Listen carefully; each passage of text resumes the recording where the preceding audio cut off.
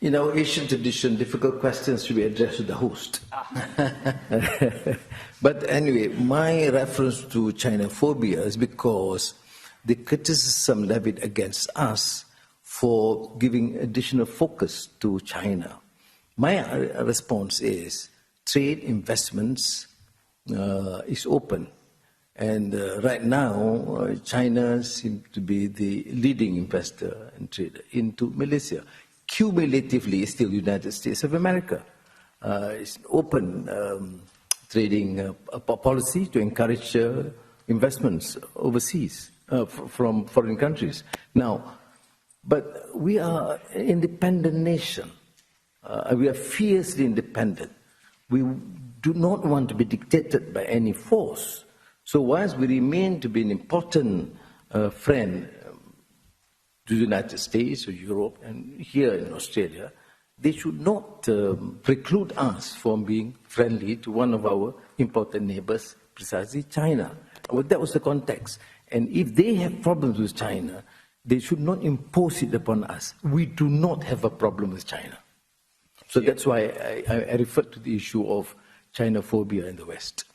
This is the typical mentality of the West, forcing states to choose between Washington and Beijing, and it is a strategic mistake. Just like what the Malaysian Prime Minister said, if they have problems with China, they should not impose it upon us.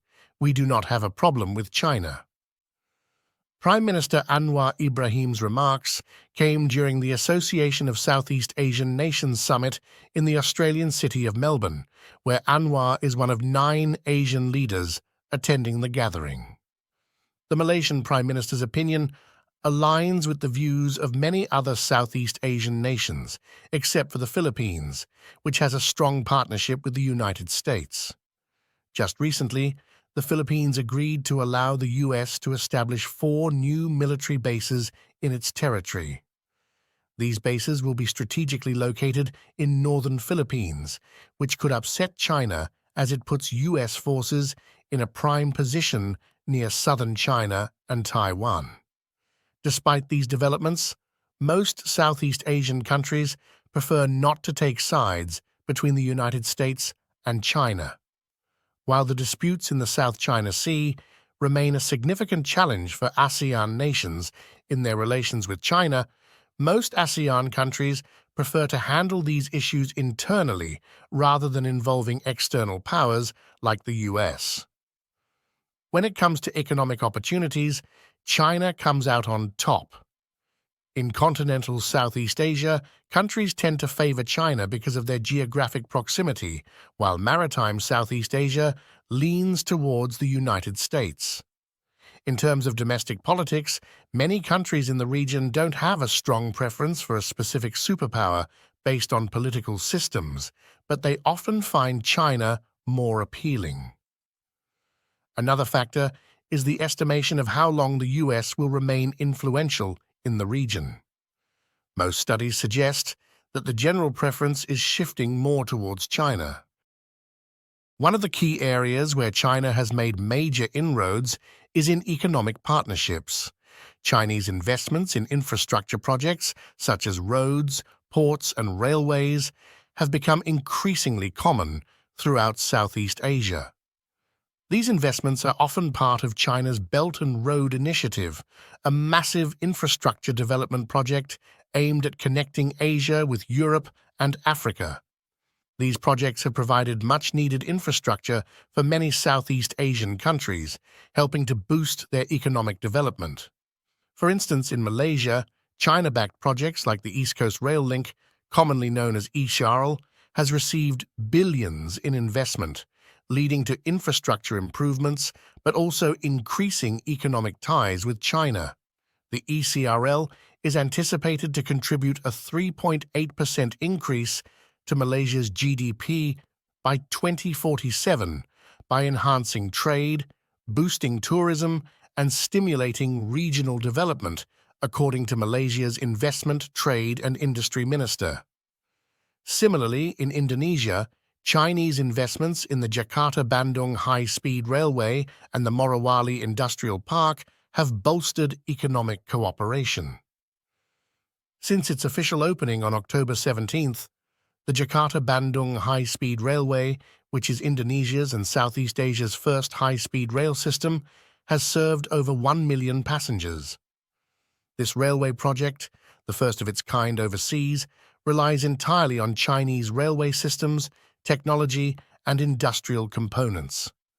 It has significantly improved accessibility between Jakarta and Bandung, offering more travel options for passengers, commuters, and families who live apart. Additionally, it has contributed to boosting local tourism and creating new opportunities in the region. Aside from trade and economic partnerships, ASEAN countries benefit from their close geographical proximity to China, which facilitates easier engagement in trade and investment activities. This proximity reduces transportation costs and streamlines communication and logistical operations. China's rapid economic growth in recent decades has positioned it as a significant global market and a crucial trading partner for numerous countries, including those within ASEAN. ASEAN nations have leveraged China's economic ascent by exporting a diverse range of goods and services to the Chinese market. In 2020, ASEAN surpassed the European Union to become China's largest trading partner, showcasing the growing economic ties between the two regions. China has consistently been ASEAN's top trading partner for 14 consecutive years.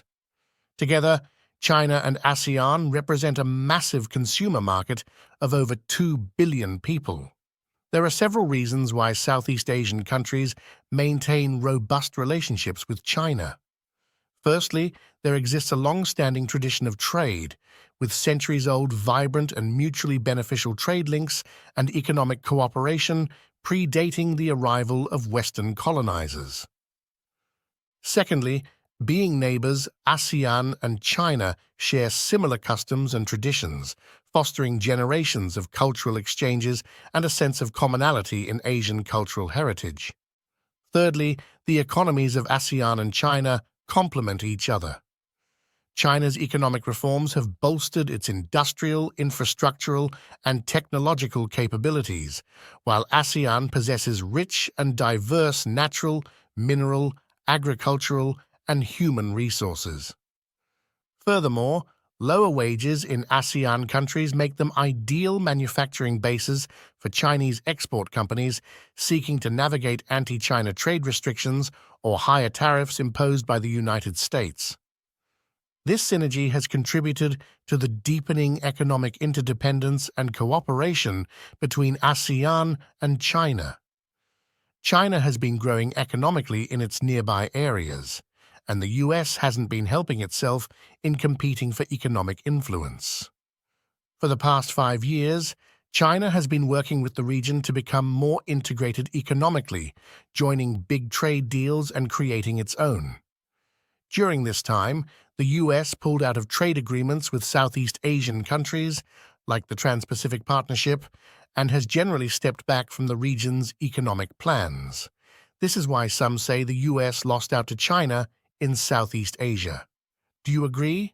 Let us know your thoughts below. If you like this, give it a thumbs up and don't forget to subscribe for more videos like this.